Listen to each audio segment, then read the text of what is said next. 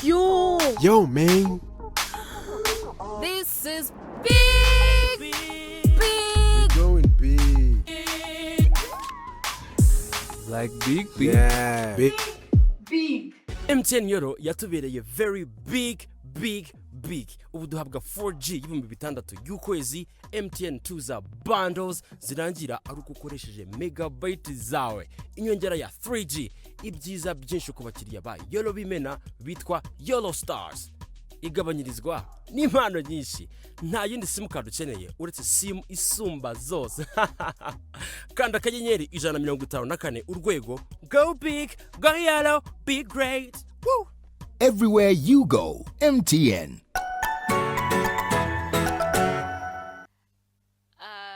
Kongera kugaruka mu bagihari nashaka kubabwira ko nyuma y'ikiganiro turimo kugirana turi buze gutanga inkweto za Uzuri 6 ku bantu b'abanyamahirwe cyane. Nkaba ndi buvuga amazina yabo hanyuma tukazaboherereza ibyo twabateganyirije cyangwa se bakanafasha no guhitamo inkweto bifuza.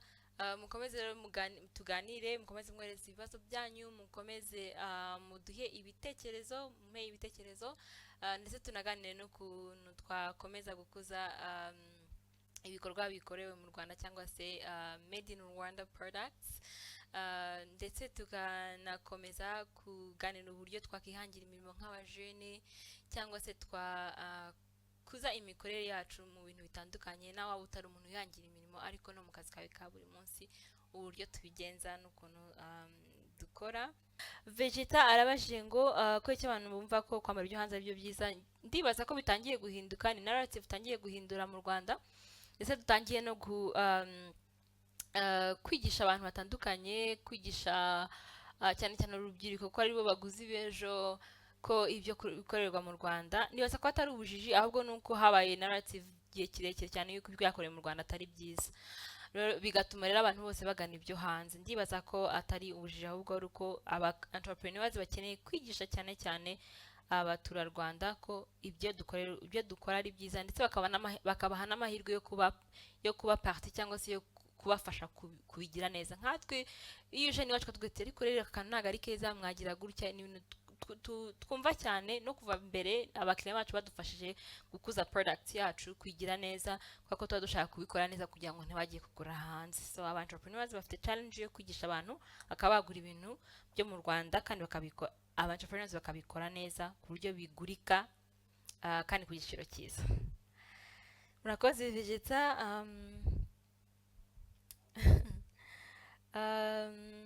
None se ubu mwiteguye ute mu guhuza isoko ry'u Rwanda? The Best TV 51 yarabaje ngo ntago numva neza ikibazo mu guhaza isoko ry'u Rwanda. Murakoze cyane. Turi kugenda tukuza imikorere yacu, uko tugenda twagura imikorere, kugenda duha ubumenyi abanyarwanda, nuko tugenda tugira ubushobozi kuko twabaha akazi kugira ngo dukomeze dukore production cyangwa se producing ibintu bishobora guhaza u Rwanda. Kandi ikindi tugenda dufungura ama stores mu Rwanda kugira ngo abantu bashobore kubona ibikorwa byacu, bashobore kubibona hafi, kuko nabyo ni ikibazo.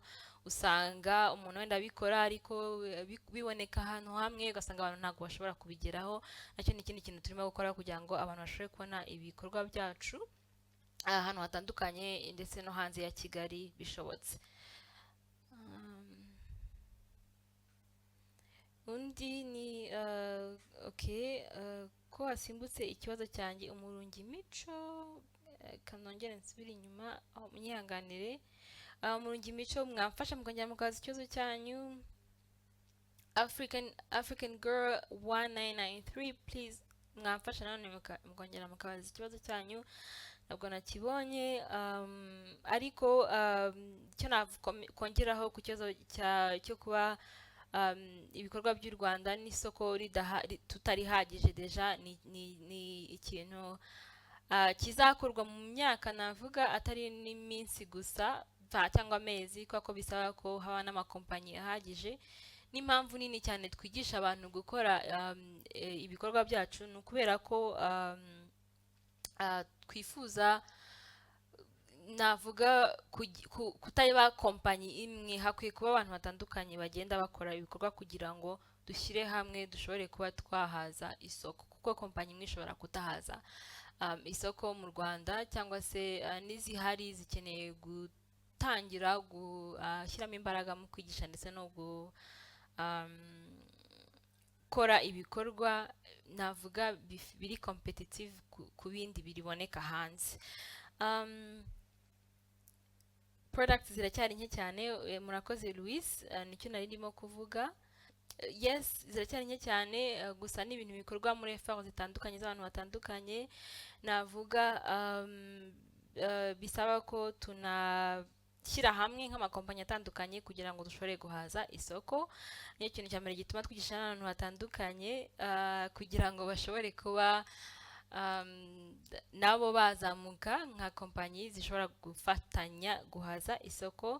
Rero ntago byakorwa na kompanyi imwe, bisaba ko haza n'amakompanyi atandukanye, ariko bagashyira imbaraga mu kwigisha abaturage ndetse baganashyira imbaraga mu gukora produits zisanzwe ziri competitive ku isoko.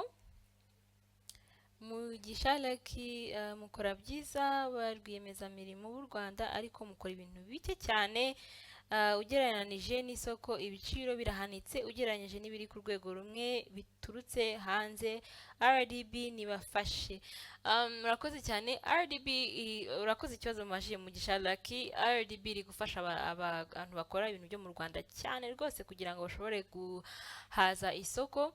Navuga ko RDB, Ministry of Trade, bakora cyane rwose kugira ngo bafashe ba rwiyemezamirimo. Nk'urugero, RDB ifite section aho ifasha abantu kujya kumenyekanisha ibintu byabo hanze. Ministry of Trade ifasha abantu kuba yanegosiana wenda na Rwanda Revenue gukuraho imisoro imwe na imwe ku bikorwa cyangwa se raw materials cyangwa se matière première zijya mu byo dukora, ikaba yakuraho imisoro imwe na imwe kugira ngo bihenduke. Urugero nk'iwacu rwose ibi byo ducuruza bimaze guhenduka. Hanyuma Umurungi Mico nabajije ni ese mbere yo gutangira iyo business mwarabyize, niba ari yego, mbese namwe ubu murabyigisha, bisaba iki ko umuntu yaza kwiga? Umurungi Mico, sinzi niba twarize business cyangwa twarize gukora inkweto. Twigishije gukora inkweto, twakoze research yose mu myaka 7 yashize yose tugitangira kugeza n'ubu ngubu. Ibintu bisaba guhozaho. Hanyuma tukaba tunatanga amahugurwa mu kubyigisha, dutanga amatangazo kuri radio. Abantu bose bo mu Rwanda bemerewe kuza kwiga ibyo dukora, biterwa na cohort igezweho. Tongera gutangira mu kwa 9. Hanyuma ukabyiga ndetse warangiza buri munsi duhitamo wenda bamwe bakaba bakorera kompanyi yacu, abandi bamwe na bamwe bamaze kwikorera. Natanze nk'urugero rw'umukobwa mwiza witwa Ida, nawe watangiye, n'undi muhungu witwa Richard, bamaze kugera ku bintu bikomeye. Hari n'abandi bo mu ntara zitandukanye batangiye already, bamaze kwiga ndetse batangira na business zabo. Kandi twica abantu bose batandukanye, tugira abanyeshuri barangije primaire gusa, tugira abanyeshuri barangije university bashaka kwiga ibyo bikorwa. So waza aho ugeze hose ushaka kuza ukigana natwe. Ikindi wajya no ku rubuga rwacu ukabona information z'ukuntu biyandikisha. Urubuga rwacu ni Uzuri, www.uzuriky.com. Louis Tuyishime aravuze nanone skills zirakenewe. Aho ngaho rwose turabyumvikana. Nta nubwo hakenewe skills gusa zo kubikora, ahubwo hakenewe na skills zo kubicuruza no kubishyiraho ibiciro, no kumenya ngo bizagura ngahe ku isoko, no kumenya ngo market ingana gute. So hari ubumenyi bwinshi bukenewe ubu ngubu, ahubwo aba rwiyemezamirimo aya ni amahirwe yo gutangira ako kazi, mugafasha Made in Rwanda gukura, kuko amakompanyi yacu baratangiye akazi. Hari igihe biba bigoye cyane gufata amafaranga ngo investing muri research, investing mu bindi bitandukanye, ariko hari kompanyi ziri kubikora, birafasha cyane. So ni nkuko nabivuze kare, n'ubufatanye bwa makompanyi atandukanye kugira ngo dushobore cyangwa se ibigo bitandukanye kugira ngo dushobore kugera kuri Made in Rwanda ihagije, kandi tuzabigeraho. ubundi wowe made in Rwanda uyiha angahe ijana mu bukomezi n'ubwiza? Navuga ko biterwa, ntago navuga ngo made in Rwanda yose en general ikomeje gute n'ubwiza. Navuga wenda nko ku kigo cyacu cya Uzuri, ndibaza ko tumaze kugira n'abakiriya bambaye inkweto zacu kuva twatangira kugera n'ubu ngubu. Dufite abakiriya bamaze imyaka bambaye inkweto zacu, bakwihera ubuhamya ko bazambara kandi zikomeye.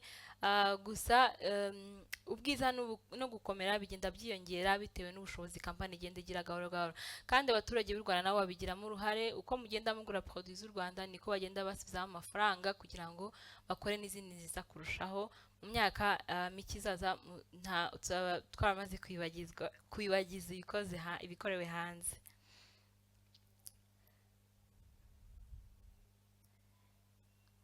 Ngiye niba mufite ibintu byo mu Rwanda mujye mubimpa mbibagurishirize hanze y'u Rwanda cyane rwose. Iyo ni business nziza, ushobora kuvugana na kompanyi zikagufasha kujya mugakorana ku buryo ubicuruza mu buryo bwiza kandi bwemewe. Ikindi kibazo, ese muraranguza? Ibyo bibazo wenda byo kurangura no gushaka gukora watwandikira kuri email contact@uzuriky.com ukaba wabimenya bakagusubiza bakagufasha, team yacu ikagufasha. Quality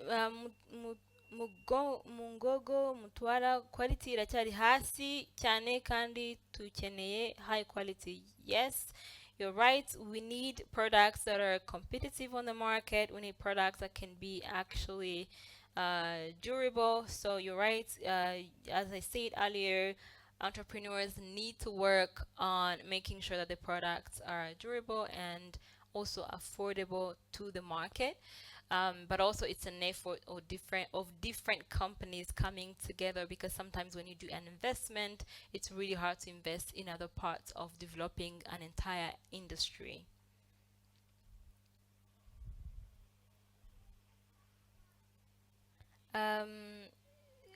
Vegeta arabashije ngo se Uzuri ifite IG ngo ndebe. Yes, you can follow Uzuri @uzuriky.com, sorry, @uzuriky.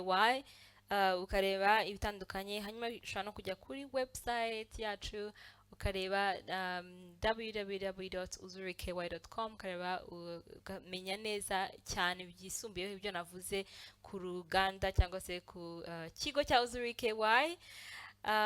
Ikindi ni iki wabwira abanyarwanda bagomba kumva mu gihe bumvise Uzuri product?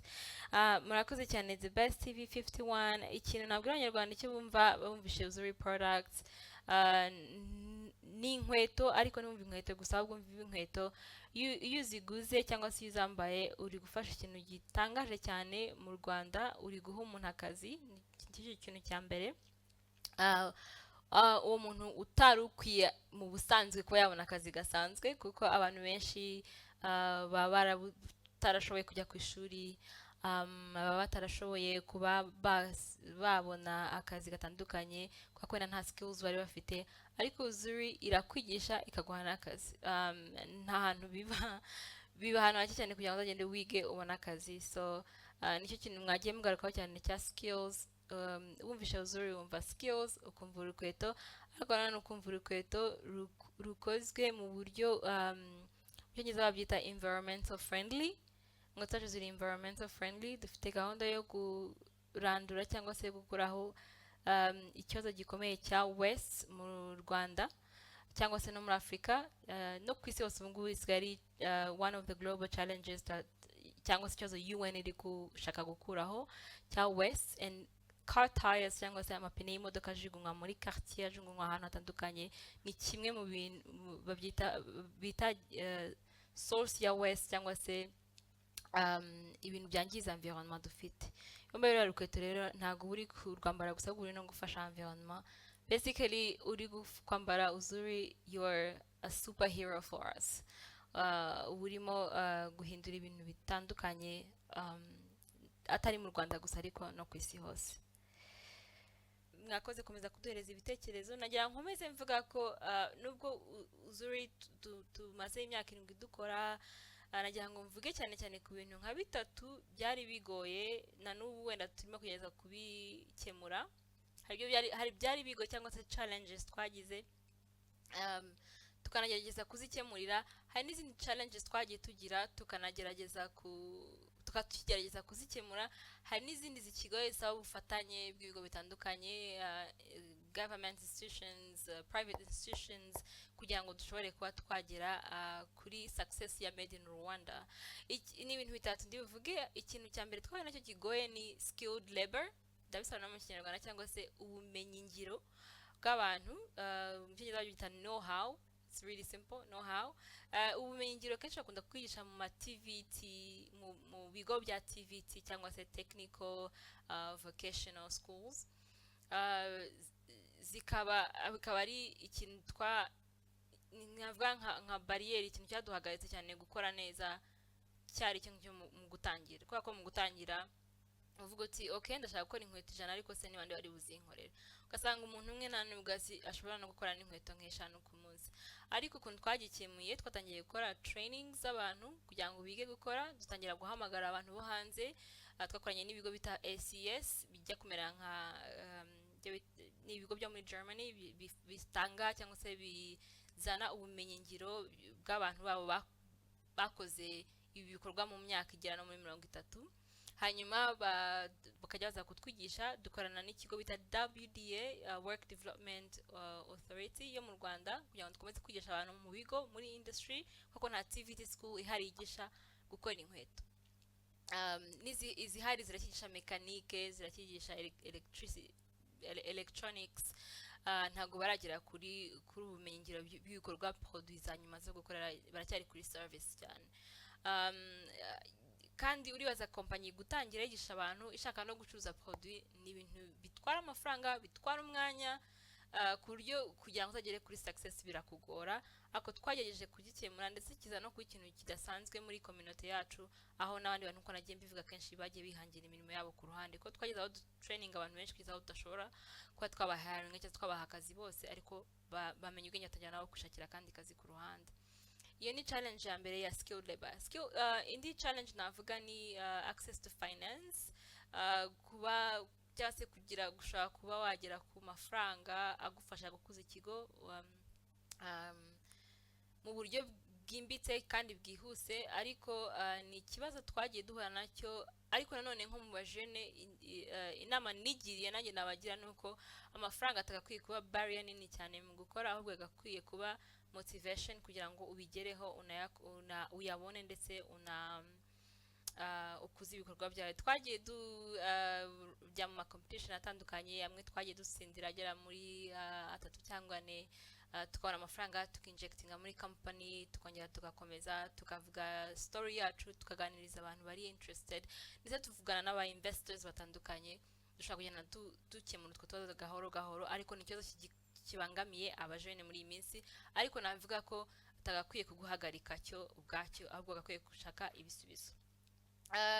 Indi barrier wenda navuga ya gatatu ariyo ya nyuma ngiye cyangwa se challenge twabonye ndetse twageshatse n'uburyo twayikemura, yari uburyo abantu babona cyangwa se perception of Made in Rwanda products. Twanayivuzeho cyane mahangaha.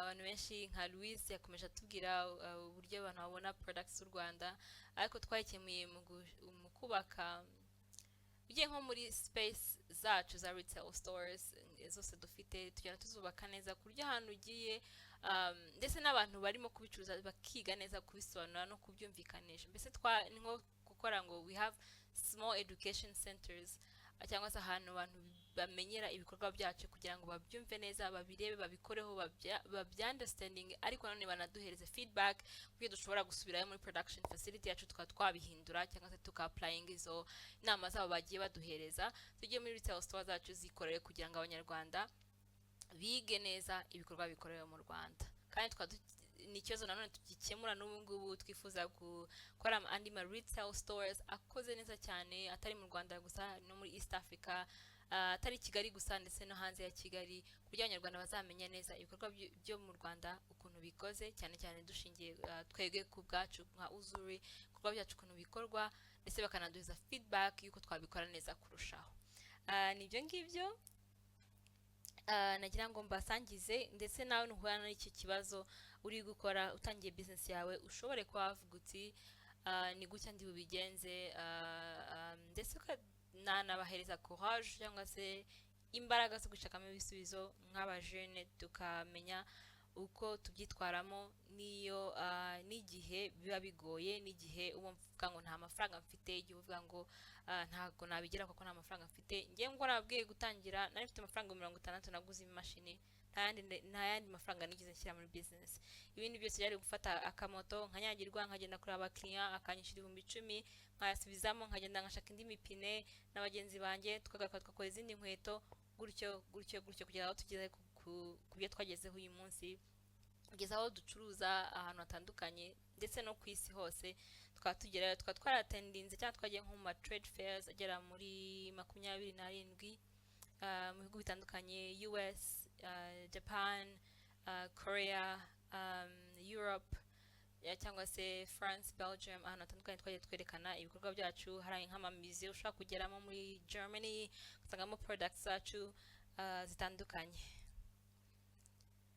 Okay, nagiye gusubira mu bibazo nanone kugira ngo mbe nasubiza ibibazo bimwe na bimwe by'abantu bagiye bakomeza babaza hanyuma mu gihe gitoya tuze no kuvuga ni bande bantu 6 bari bwegukane inkweto za Uzuri KNY uzajya bambara ndetse bakanashobora no kuba batubwira ngo baka-applying ibintu byose twagiye tuganira hano byo gutanga feedback baga-playinga cyangwa se bagakora role mu gukuza ibikorwa byo mu Rwanda.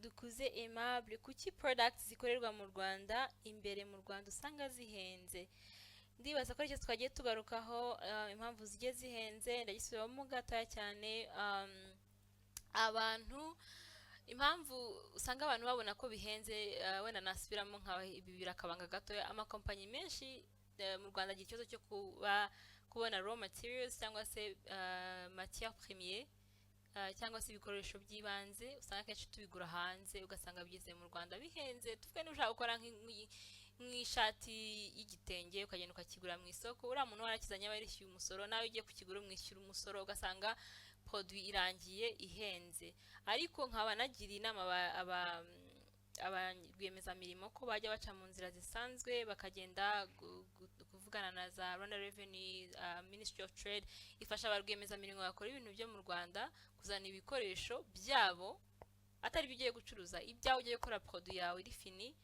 bakagukuriraho icyo bita duty imports izi ni information ziri kuri Rwanda Revenue mushobora no kugenda mukibonera mwese ukaba wamubwira akaza akabizana mukaba mwabasaba mukabizana mutishyuye iyo misoro ari umusoro munini cyane bigatuma ibikoresho byanyu cyangwa se bihenduka no produit yanyu fini ikaba cyangwa se igikorwa cyanyu mushaka gukora niba ari urukweto niba ari ishati ikaba yasohoka ihendutse twe niko twabigenje ariko uyu munsi bamwe na bamwe biracyabaho gutyo none ugasanga produit isohotse ihenze cyane ikindi n'izindi cost zitandukanye zo gukora business zikaba zigenda ziyongera ariko uko abanyarwanda bagenda bagura ibikoresho cyangwa se ibikorerwa mu Rwanda bigenda bigabanuka gahoro gahoro bizatwara igihe ariko bizakunda.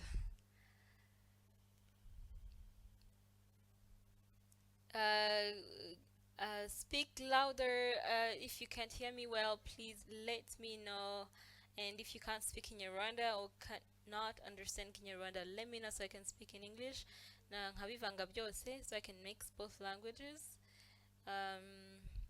Mwazajya muvugana n'abantu basanzwe bacuruza inkweto byatuma zikwira hirya mu ntara zose.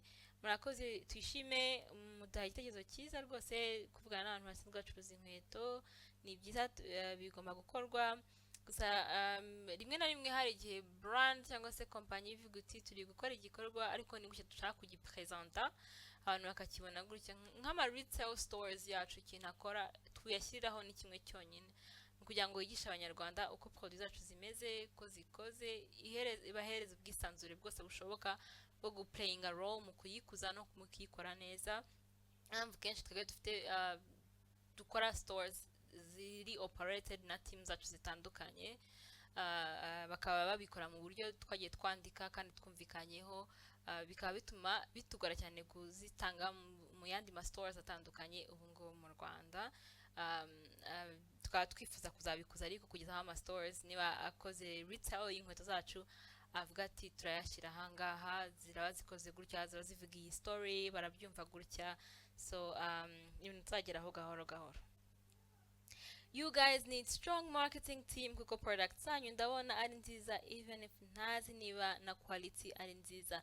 Africano Girl 993, ego murakoze cyane, we need a strong marketing team.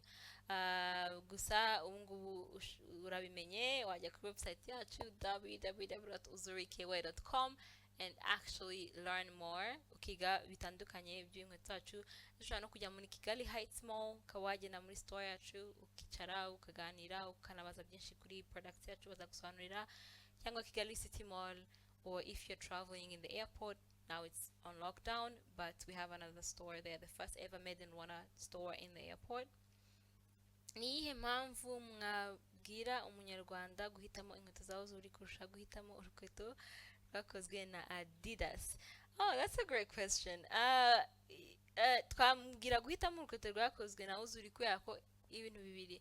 Icya mbere ni inkweto zikorewe mu Rwanda n'abanyarwanda, ndetse zirimo no kuba zikora impact ku buzima bwabo. Ikindi turi gukora impact kuri environment.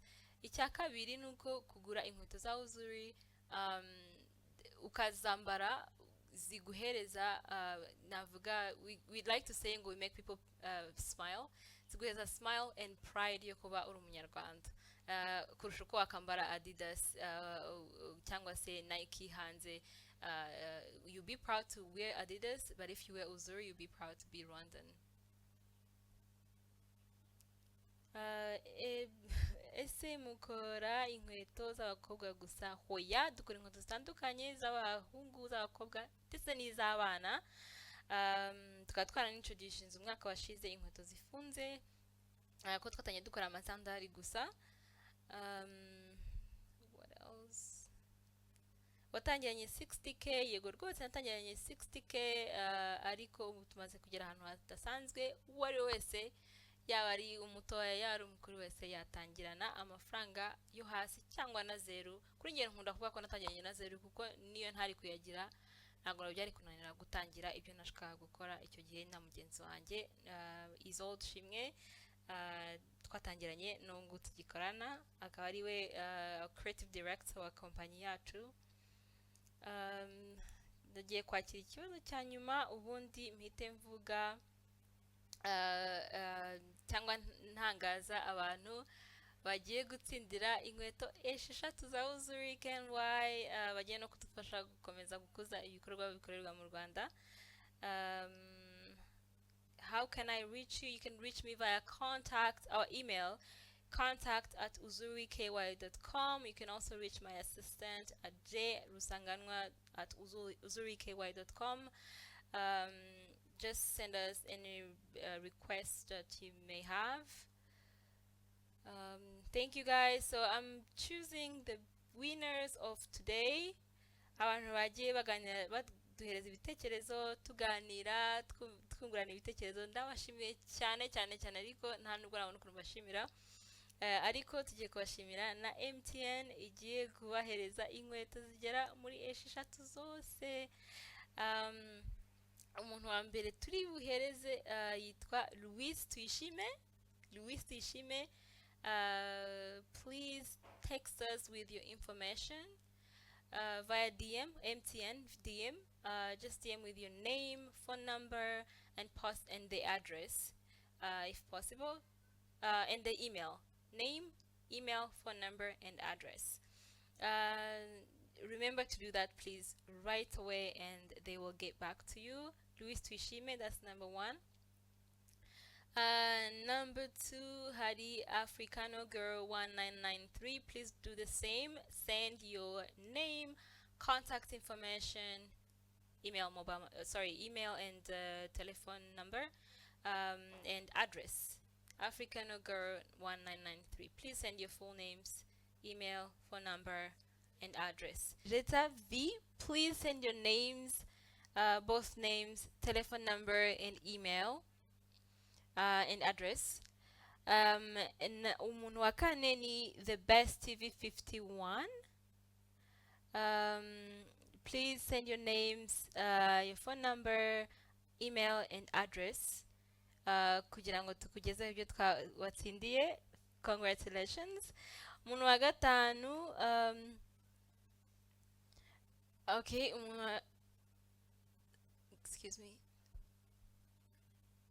Umuntu wa kane ni the best TV 51. Please send your names and email and phone number, please, so that we know everything, so that we can be able to send you the award, I would say, or gift. Umuntu wa gatanu ni Higiro Fred. Congratulations, you're a winner. Hanyuma, umuntu wa nyuma, Higiro Fred, please send your names. Well, Higiro Fred, send your phone number, email, and address.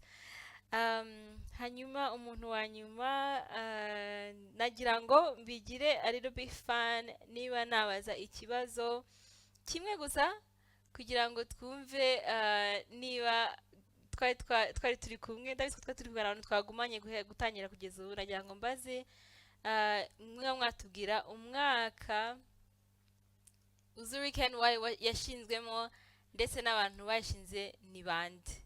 Niba mushaka kunsubiza icyo kibazo, umuntu uri bugisubize bwa mbere ni uri bubone igihembo cya nyuma.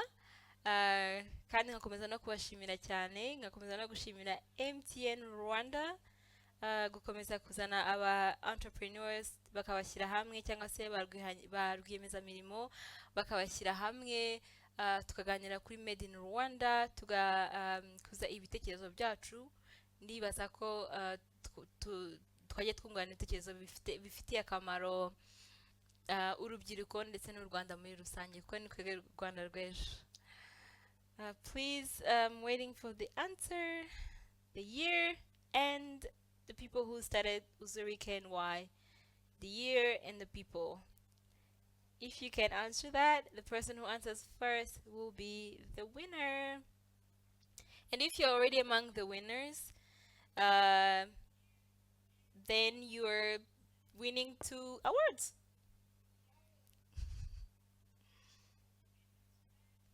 All right, who's answering first? Because it's Higiro Fred, please send your email address and phone number via DM, not in the comments. Congratulations to all the 6 winners. I'm really happy for you, and thank you so much for joining. Thank you so much for supporting Made in Rwanda, and let's just send maybe a round of applause to MTN. Everybody comment with the clap emoji to thank MTN for putting together this event to kugira ngo dushobore kwa twaganira kuri Made in Rwanda ese nibi no kukuza ibikorwa byose bikoreye mu Rwanda. Turashimiye MTN cyane, murakoze cyane. Ubwo turaza kuganira namwe mu batsindiye ibihembo ndetse binabagereho vuba bishoboka. Murakoze cyane, mugire ibihe byiza. Ndabashimiye. Nitwa Kevine Kagirimpundu, nkandi umuyobozi cyangwa se washinze ikigo cya Uzuri Ken Y. Bye. What? Yo, man. This is big, big. We're going big. Like big, big. Yeah. Big. MTN Euro yatubereye very big. Ubu duhabwa 4G y'ibihumbi 6 y'ukwezi. MTN tuza bundles zirangira ari uko ukoresheje megabyte zawe, inyongera ya 3G, ibyiza byinshi ku bakiriya ba Yolo bimena bitwa Yolo Stars. Igabanyirizwa n'impano nyinshi, nta yindi simukadi ukeneye uretse simu isumba zose. Kanda akanyenyeri 154 urwego. Go big, go yellow, be great. Woo! Everywhere you go, MTN.